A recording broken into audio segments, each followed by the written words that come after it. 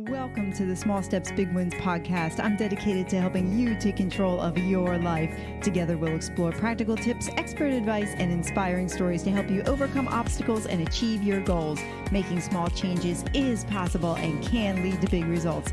Are you ready? Let's go do this. Well, Amy Chambers, welcome to the Small Steps, Big Wins podcast. I am extremely excited about our conversation because when your book passed my came across when I came across your book, The 6 Habits of Powerful People Becoming a Happy Human Who Has It All. I love the title because don't we all want to be happy humans who have it all? So I'm, like I said, really excited about our conversation. The what's intriguing is the subtitle, because I don't think we're always worthy. People don't always think they're worthy or capable of being somebody who has it all. So we're going to start there. Give a little background of yourself, and then we'll go from there. All right, sounds good. It's so good to be here, Sue. Born and raised in Buffalo, New York. Went and did undergrad at Notre Dame in Indiana. Ended up in California about 17 years ago to do my MBA at USC. Spent 21 years in financial services. Started as a teller, finished as a COO, and then realized my passion was all about coaching, leadership consulting, helping people change their lives. So been out on my own for about 3 years now. And as part of that, my lifelong dream was to write books. So I've got 2 of them out, and 6 Habits was the second one. And the subtitle, I think you're so right. We have a lot of limiting, sabotaging beliefs, and most of us don't even know that we have them. I love the Henry Ford adage of whether you think you can or think you can't, either way, you're right. And I really do agree with you that many of us think it's impossible to have it all. It's like, I can't be a mother and a great friend and travel and have a wonderful career. And what I've found to be true is that if that's what you believe, that is what you will make happen. Our brains don't want to make liars out of ourselves. And so if you say, that's probably not possible for me, or I'm not the kind of person that can have that sort of thing, maybe someone else could, but that just isn't applicable to me, you will find data and evidence and examples to prove that true. Self-fulfilling prophecies are a real thing. But if you believe that you can have it all and you say, I am going to find a way, I will make this happen, it's amazing what you'll run into. You'll find resources and tools and a support system to help you. You will find ways to figure it out. And so we really can have it all, but it starts with us knowing that and believing that. One cool video I once saw, John Azaroff, he's a fellow coach and consultant, and he tells this great story about how when he was younger, he got asked by someone he really looked up to, are you interested or are you committed? And what he realized over time is that the difference between those two things, if you're interested in success or finding a way, you'll just sort of do what's convenient. But if you're committed, you will do whatever it takes. And I do think that if we really want to have it all, it starts with being committed and really believing that whatever we want, we can do it. We will do it. We are going to do it. So, the subtitle was very important to me. Yeah, no, it hits the spot there. And, like you said, the word belief. And how often do we go through life and we're like, I just don't believe that thing. I mean, what our words say really do matter. It's like, oh, I don't believe I can be a millionaire. And I think or I don't believe that I could achieve that goal. I don't believe I can get that job. I don't believe that I can be a really good, whatever it is that, we're at. And what's your take on somebody who has that narrative to themselves? And they say like, I just, and I'm sure you've come across them where like, yeah, I hear you, Amy, but I just can't get to that other side of believing. What's your advice? I'm so happy you asked that. I'm giving you a big smile because I have a lot of thoughts on this. Probably one of the best and most important discoveries I've made in my life is this concept that belief comes before knowledge. So we see and hear a lot of people that say, I'll believe it when I see it. And what I've figured out is that we can run that equation or that statement in reverse. And really, for us to see it, we often have to believe it first. And there are so many examples of this in our history. Colonel Sanders is probably a great one. KFC. Not sure if you're a Kentucky Fried Chicken fan or not, but he knocked on over 1,000 doors. I think it was 1,008 before somebody said yes to him. And he had this belief of this world famous, really internationally famous chicken recipe. And he got turned down over 1,000 times. Ultimately, Alexander Graham Bell, Yeah. Thomas Edison. Ed There's all these Edison stories of light their bulbs. Yes, failures. that one I'm familiar with. Yeah, Yeah, I mean, that I'm glad you shared that. Your story is really inspiring when I looked into it. You went from a non-runner to a marathoner and from a bank teller, as you mentioned, to a successful COO. Can you share a pivotal moment in your life or moments that motivated you to embrace such a radical transformation? Because they are, you're going from one end to another, and some people just get stuck where they are. So you overcame whatever it was that was, in your life. So you want to talk a little bit about that and maybe encourage some people along the way? absolutely. Thank you for that. That's very sweet. And probably the biggest thing that happened that really set all of that into action. I was going through a breakup in 2015. I was in love with this guy. I thought we'd get married. In my mind, it was very abrupt. And what I figured out is that change tends to happen when the pain of staying the same becomes greater than that pain of change. And I was by myself. We had a lot of kind of joint shared friends. And I had stopped kind of going out with these people because really those had been friends we'd had together. And so I didn't want to run into this person. And I was grieving. And I remember sitting in the bathtub, just sobbing one night, completely alone. And I was really alone in this kind of trauma and this devastation for a lot of months. But I had this kind of wake up call of something's got to change. I can't keep doing this. I'm depressed. I'm struggling to do well at work. I've got to do something different. And I hired a therapist. I asked my boss's boss, who I really looked up to mentor me, began reading some books. And I started going outside for walks because I just realized that some sunshine and fresh air was helping me. And slowly over time, I began experimenting with this idea of, hey, life is hard sometimes, but we can do hard things. And maybe struggle is a good thing. It's supposed to take you to your next phase of evolution. And little by little, I went from walking to jogging to running. And I became a runner. I realized running was making me feel good. It was helping me take accountability and responsibility for myself. And at some point, I was able to go from a 5K to a 10K to a half to a full marathon. And I'll never forget, in the beginning of 2016, I ran my first full marathon. And that was probably the most transformational moment of my life. I came through the finish line. I was crying, just sobbing, because I had proven to myself that we could change things about ourselves. And I had made this decision of, I can become a different person than what I was in that relationship. By the way, side note, I think the reason that breakup happened is I wasn't practicing any of the 6 habits. I didn't even know what they were. I hadn't conceived them yet. And that led me to a lot of struggles in a lot of areas of my life. But yeah, running was really this therapeutic thing that I developed from a very dark, low place. And it was the thing that taught me, hey, you're going to be okay. You can do new things. You're going to probably see another relationship, or you're going to live through this. And I've used that since then to help me with many other struggles. I can do hard things. Struggle and challenge is good. It's going to be okay. Nothing is permanent. But yeah, it took a breakup for me to change. Yeah, no, I love what you said, that everything is gonna be okay, and change is hard, but change is good. And often we just don't wanna embrace the change, and we think life should be easy, but it's really out of the pain and suffering a lot of times, depending on how you use it, right? It's how you said you went from a victim standpoint, like victim mentality for a while, Yep, several months, until you realize that, wait a minute, the only person who can change my circumstance is me.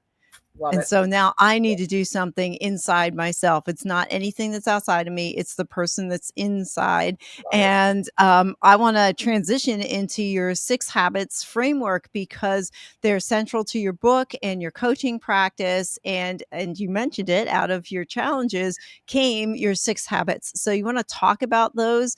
And as you talk about those, which habit do you think is the most challenging for people to adopt? And we can come back to that question too. Sure. I will say I struggle with all of them at various points in time. I've mastered none of them. And that's an interesting thing, because I did write the book, and I find these to be things that continually take work. Probably the one I see people struggle with the most is the B. It's befriend your brain.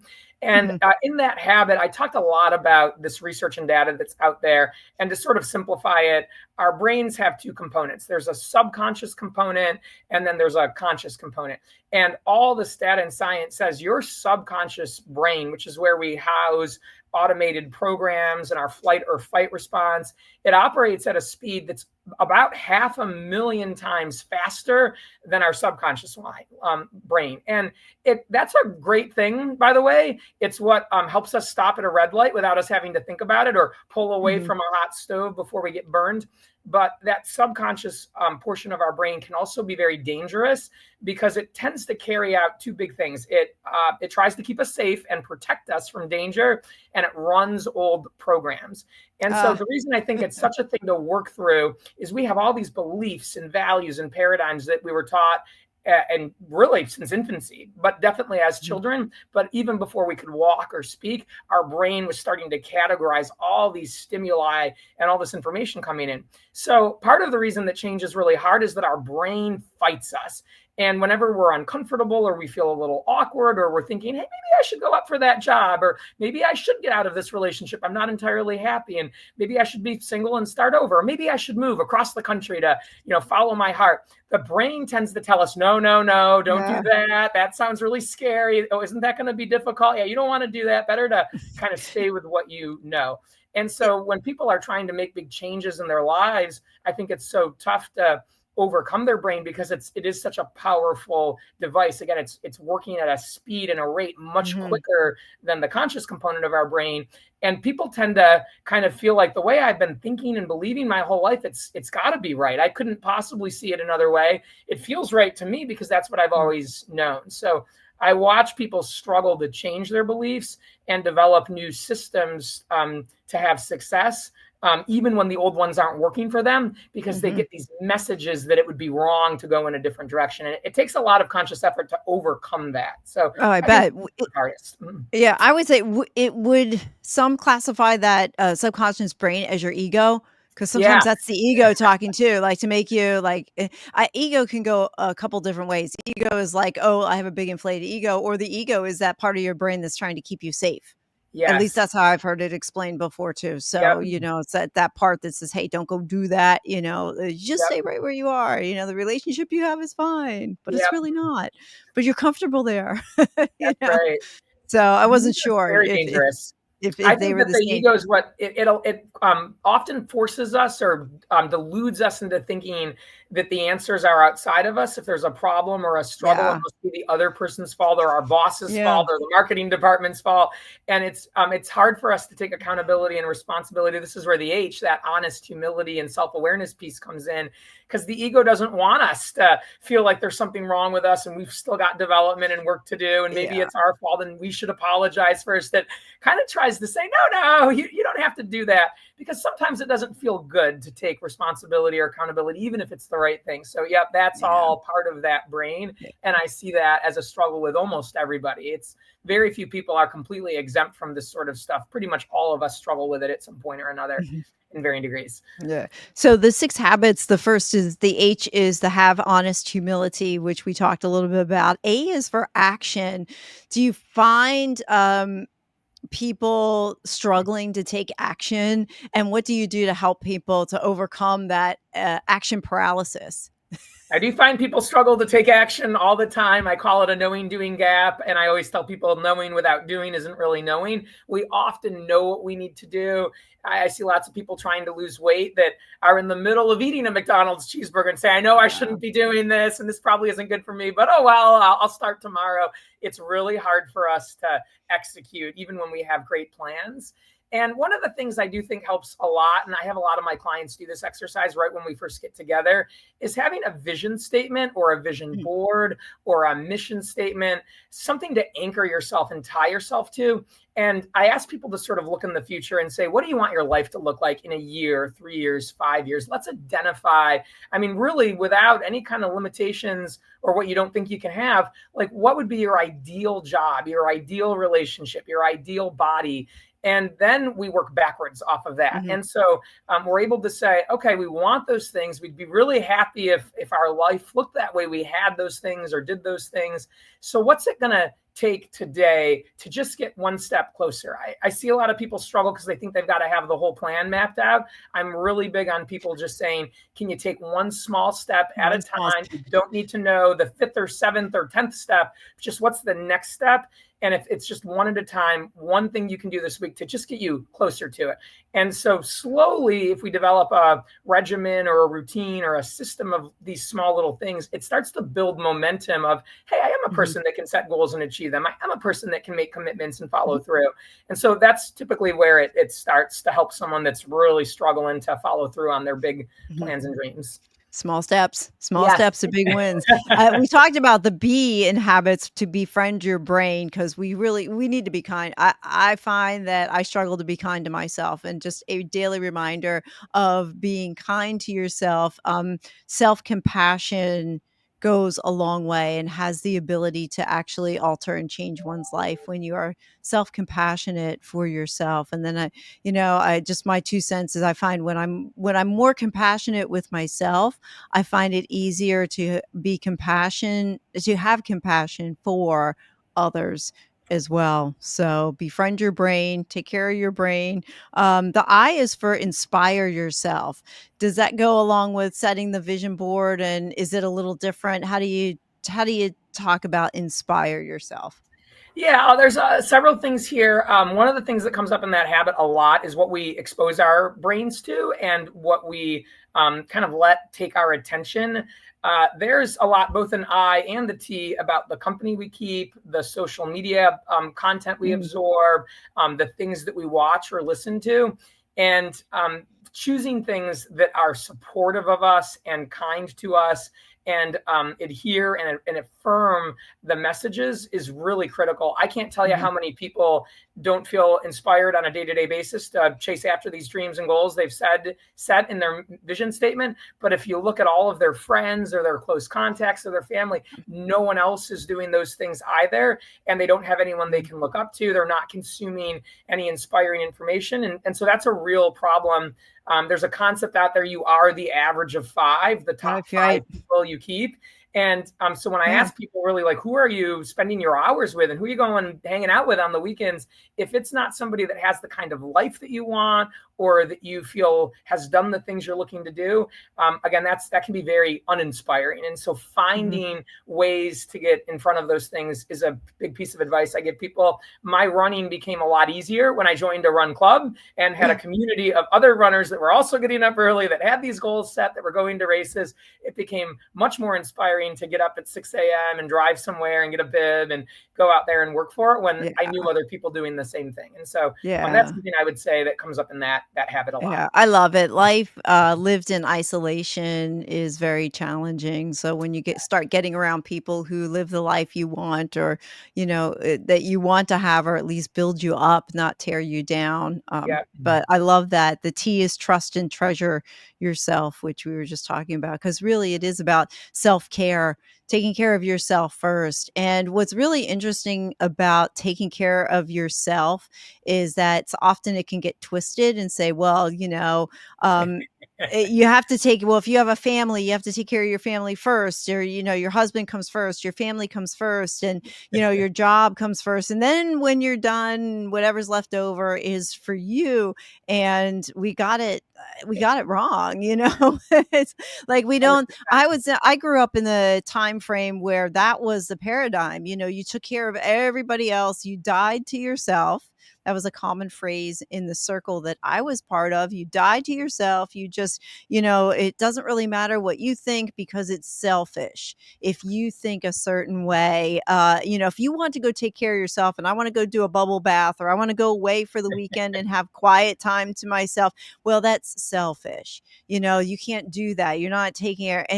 And what I've come to learn, and I'm sure you unpack and you see it as well, is that it's not selfish. You actually do have to take care of yourself first, because if you don't take care of yourself first, then what's going to happen is you can't take care of those other people that you have to take care of. We got the narrative flipped. And You're so right. I see yeah, this all the time. And I will say that the people I see struggle with it most are ladies and the women out there. I don't know if that was a programming thing from when we were little girls, but I see a lot of women struggle to keep up yeah, the demands of motherhood and keeping a house look a certain way. They also want careers. And it's hard to hear that message of it's not selfish to do things for yourself and have these desires and hopes and dreams and then achieve them and say what you need. It's actually very loving and kind to the people around you. You're going to be mhm, better for them when you've shown up for yourself. You can't pour from an empty cup. There's a reason right, that airplanes say put your own mask on first before you help yeah, others. And I do think that this is something we're talking about a lot more in society, but we still have those challenges with it. And I see these emotions come up, especially for women, men sometimes too, but more so ladies. There's this guilt and this shame, and it kind of yeah, eats us alive of like, oh, but I should be able to do it all, or I should be able to drive Jimmy to softball practice and also get Dana, my daughter, to the ballet lessons and get a hot, meal on the stove and do yeah, everything else. And we really put ourselves at last a lot. And I really encourage my clients to get rid of that and start that self-compassion and that self-love. And it's amazing once they do, they're actually better for all the other yeah, areas of their life around them. But I think we don't quite believe that. And maybe we weren't shown that back in the 70s or yeah. the 80s. I don't think this No, was as and commonly yeah, talked it about wasn't, yeah, it wasn't. What's one tip or trick or tool that you would share with somebody to help them lose that shame or guilt that they're struggling with? Yeah, I do believe that anytime we're trying to lose a past narrative or change how we feel about something, finding data points and evidence of the new belief working Mm, helps us develop kind of that new framework. And so saying, let's just test it out just this week. Again, one step at a time. Let's identify one thing you're going to do for yourself and you're going to put it on your calendar. Maybe you need to let your mm, husband know. You might need to set boundaries or ask someone or inform someone, hey, this is going to take place, but let's go ahead and do it and then see what happens. People have come back and said, I can't believe it. I refused to work Saturday and my boss didn't fire me. The building didn't burn down. Like everything was okay. I didn't check my phone during those hours. I did go take the mhm, bubble bath or I got myself to the gym and it was all right. And so we start using that information of, well, what if we tried that again next week? And over time, as people do it, I think it becomes normal and more, I guess, easier to say, yep, that actually is working for me. Whatever it was I was afraid of wasn't a real mhm, story. Those things of my family disliking me or me not being able to keep all the balls in the air aren't yeah, actually taking place. So yeah, it's to right. experiment with it and then look at the data, look at the information, look at the actual evidence. Okay. In your 6 habits out of all of those, I hear you talk about taking daily action, small steps, consistent daily action. It's often easier said than done. So how do you help how do you help the your readers either in your book or your clients stay motivated, especially when progress might seem really slow or challenges come up and they're like, I don't know if I keep doing this. Yeah. How do I'm you help them?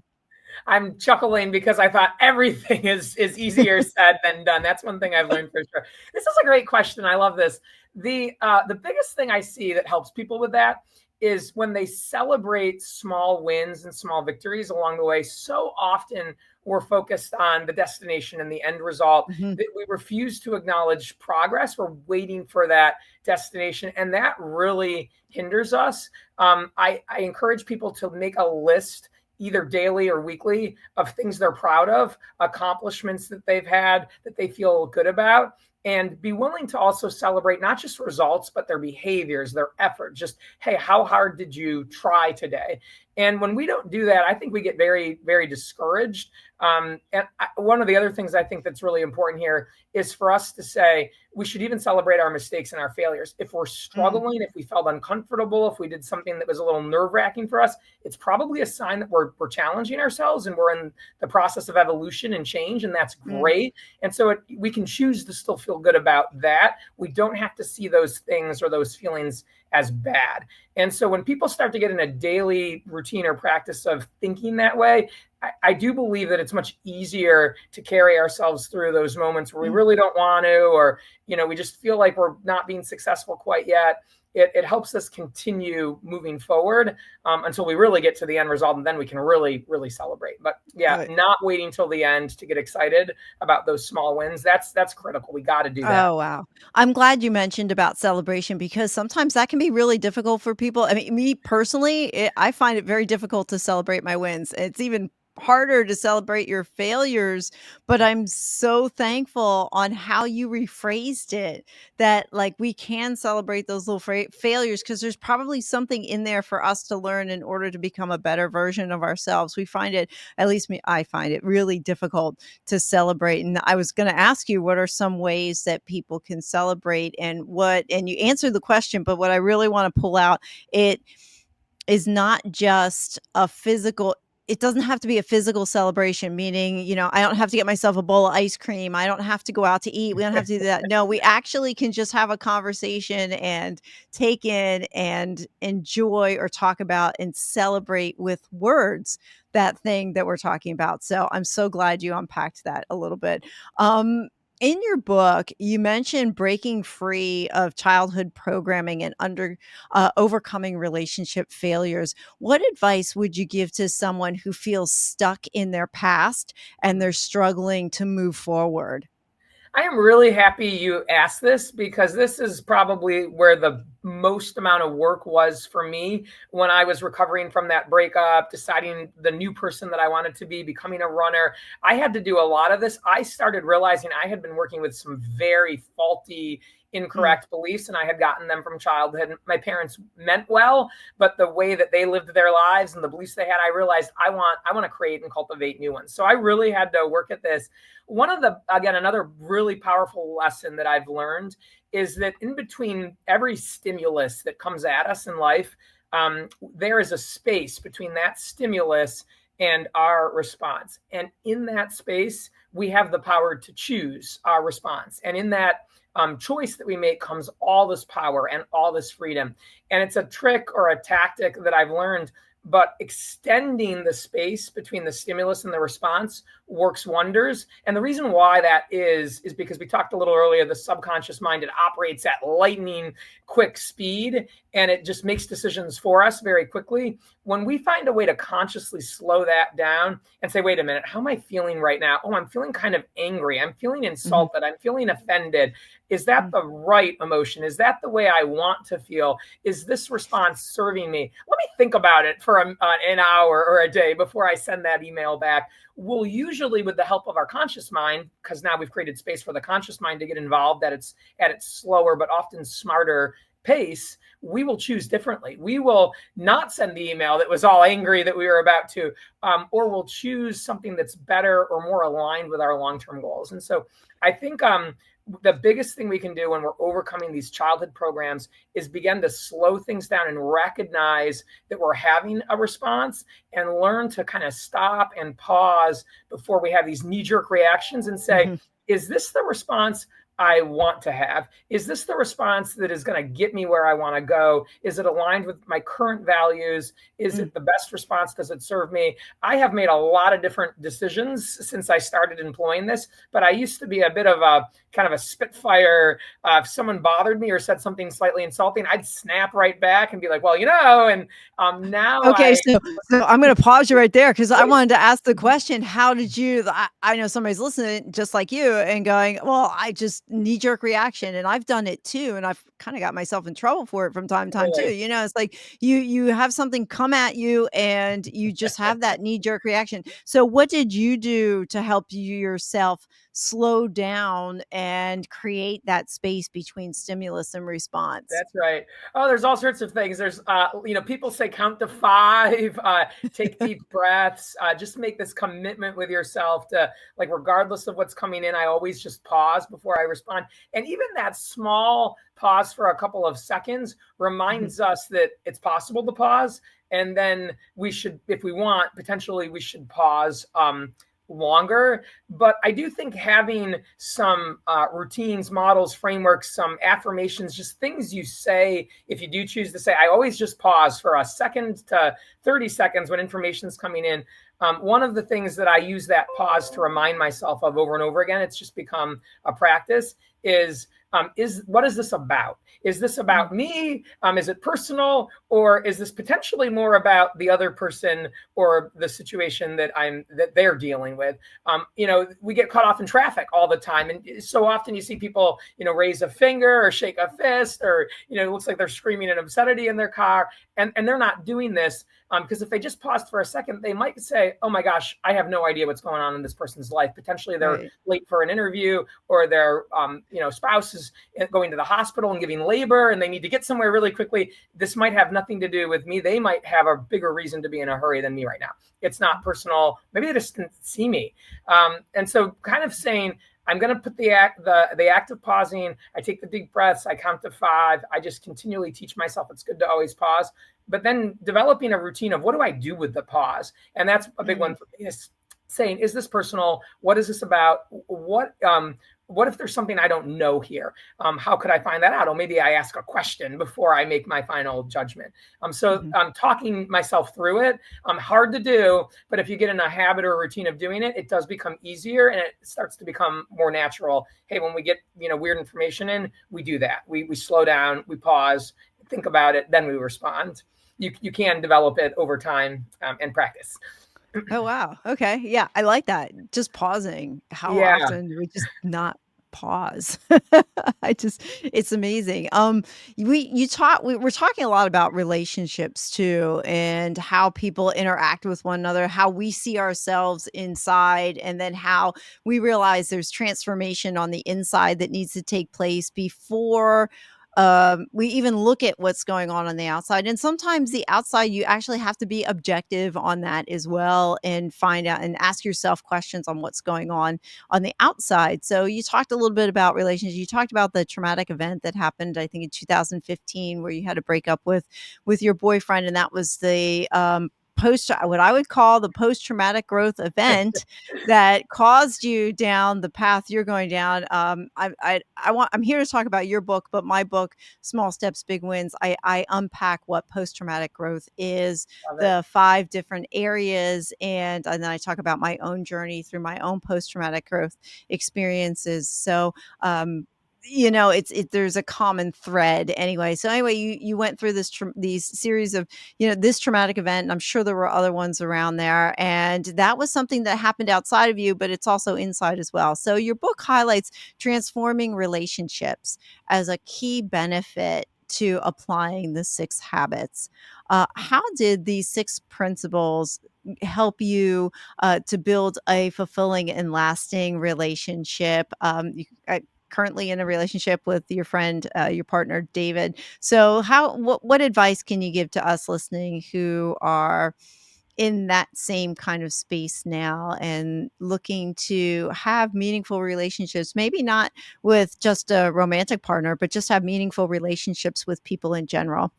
I love that. And I think the things that have worked in the current relationship that I'm in have worked in friendships. They've worked in people that I've led, at professional relationships with employees at work. A few things that are specific to the relationship with David. One thing I noticed that I had been doing, and this comes up a lot in the trust and treasure yourself habit, was I was taught as a young girl to play this game of comparisons, be very competitive. I was always interested in where other people were at. And my thought was sort of, how do I beat them? How do I get ahead of them? And maybe that works well in sports, or it really drove me academically. And so there was some good that came out of it. But what I was realizing, it was just tearing apart my romantic relationships.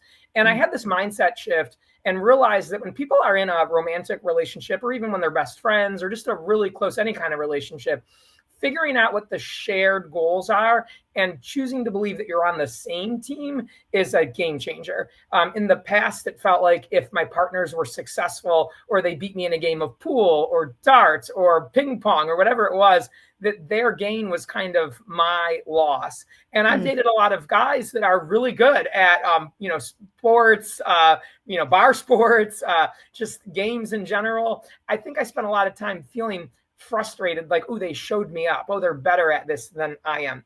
And what I learned to do was say, I should be happy for my partner's successes and wins as if they're my own. In the book, I told the story about how I learned to ski. David has taught me to ski. I used to be deathly afraid of it. But when we first were skiing the first year or two, I was really jealous of how good he was at it. And he stopped staying with me as much because he realized, okay, Amy can at least like get down the mountain. She doesn't need me to be right by her side. He's doing jumps off the peaks. He's going through the trees. He's like spinning, backflips and still gets down the mountain faster.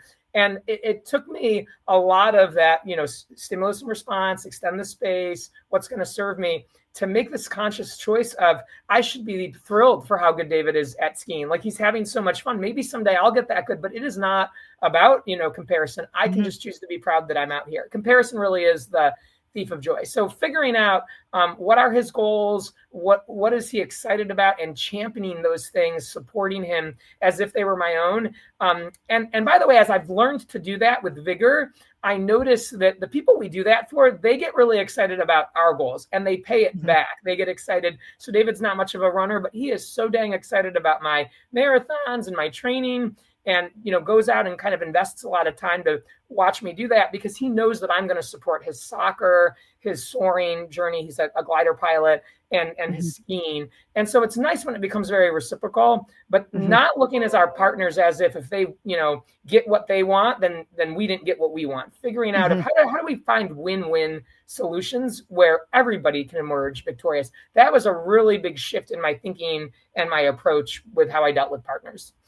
Yeah. Yeah, I love that, just coming alongside somebody, even if you don't quite understand it, and I used to think the same way too. It's like, "Oh, they beat me in that," but the other thing I was thinking of, he was teaching you how to ski, and he's doing backflips and jumps and everything. I think we have to remind ourselves, like, at least I do this for myself. I ask myself now, "How long have I been doing that thing?" "Okay, it's 2 months." "How long has he been doing that thing?" "Oh, it's been 20 years." "Okay, I'm not there, we're not on the same page here, but I found that with friends that if they do certain things that could in my prior life would have caused jealousy or would have been comparison, I find myself getting really curious and saying, wow, that's really cool. How do you navigate that? Or where did you learn how to do that? Or what's the most exciting thing about what you're doing? And I find when I start getting curious about something that normally I would have become jealous over and start asking questions, then it flips it around and it makes it more like you talked about, like a win-win, but like on the same page. You're coming alongside the person, not coming at the person. So I'm glad you shared that. I think that's a really big deal, and it's a big mental shift too. Yeah. I was a high achiever as well. I still am in some respects, and yeah, I don't like to lose. Yeah, I love you what know? you're talking about here. Yeah. It's a complete act of cognitive redirection, saying I Right. felt kind of envy and jealousy sort of creeping in. And there again is that subconscious mind trying to protect us, keep us safe, wanting us to feel really good about ourselves. So someone else doing something better than us kind of doesn't feel so good. And you saying, let me get curious about that. Let me ask some questions about that. Let me learn something from that. I could be really happy for my friend, but they also might teach me how to get better at it. And it's not a zero-sum game. Their win Right. isn't my Right. loss. The curiosity is such a cool virtue to have. And I really do think it's an awesome way for us to grow and develop and evolve as humans. And it is so much of a better reaction than jealousy. But it is kind of a redirect. We have to move ourselves to a place of it. But being there is actually really exciting. So I'm so Yeah. happy you brought up that concept of curiosity. Yeah, yeah, I think and it helps neutralize jealousy. I Yes, think it does. When you're thinking totally. about somebody else in that capacity and you're like, "Okay, I'm not going to go that place. I'd rather just find out more about what they're doing versus me trying to be jealous that I can't do X, Y, or Z." So, Love yeah, it. I love the 6 habits that you've developed and you talk about, and I'm sure you've talked to a lot of different people and you've gotten a lot of different feedback and perspectives on it. What's something that very few people would agree with you on? And it doesn't necessarily have to be within the book, but what's something that you would say, "Hey, I know this, but they wouldn't agree with you." We've touched on it a little bit, and I hate to say it, but it is the truth. I do find a lot of people that don't really agree that we can always choose our response. Mm. Some people can get so angry or so hurt by something that is happening to them. And I do believe that this happens most when it's tied into some sort of past trauma. And oftentimes it's childhood trauma.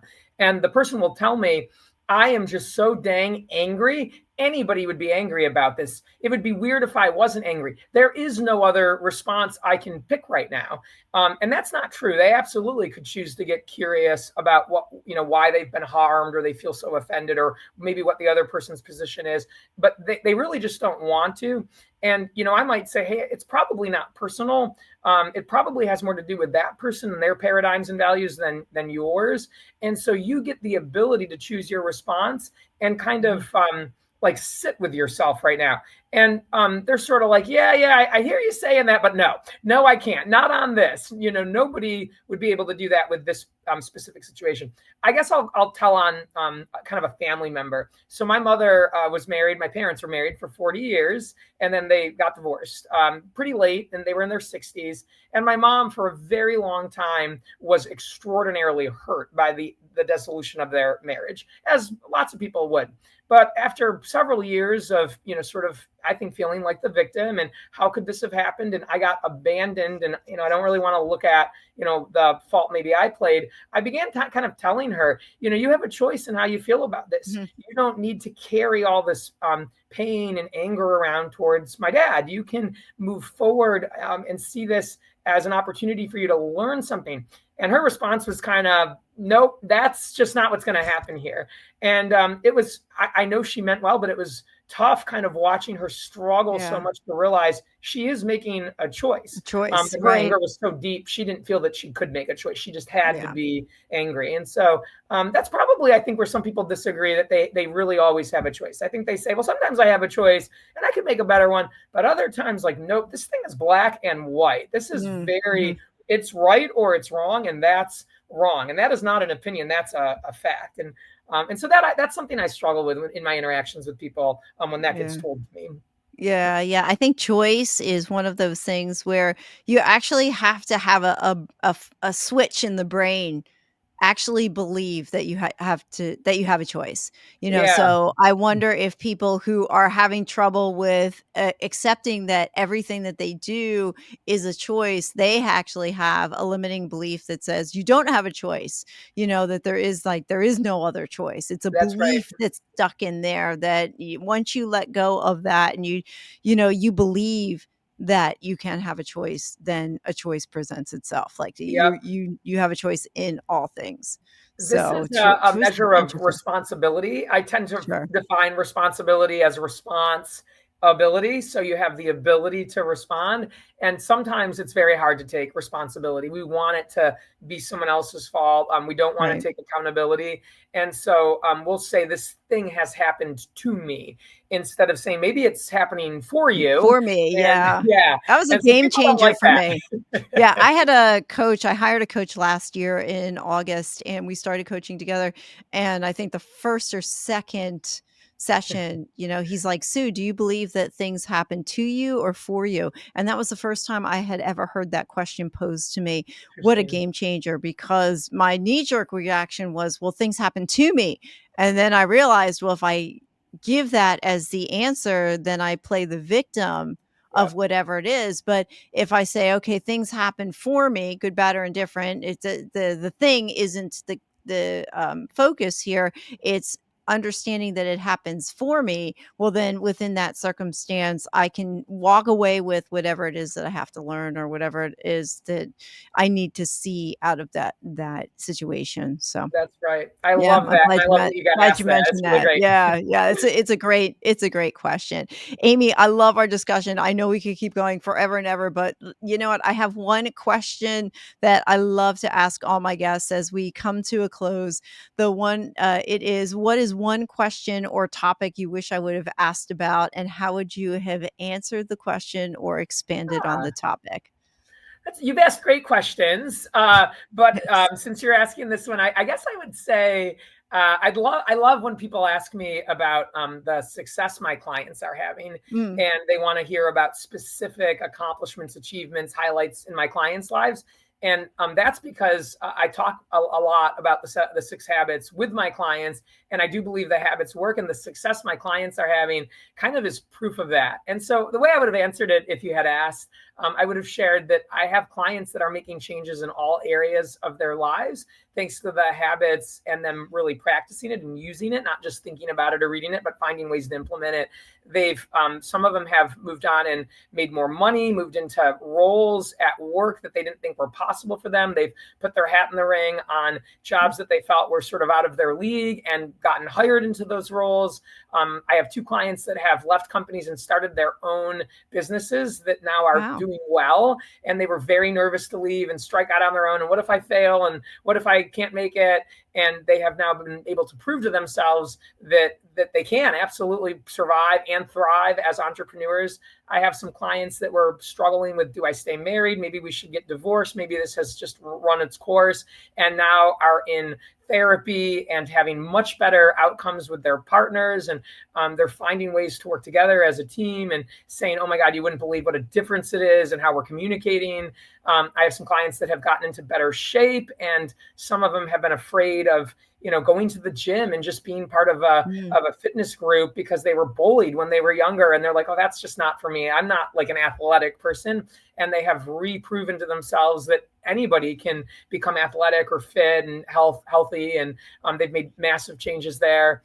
So it's really neat to see all the different ways that this framework has enhanced their lives. And I'm really proud of that. I'm proud of them mainly, but I am proud of their openness to consider these things and experiment, and then to actually see the payoff. So, so that's really what I would like to have told you about.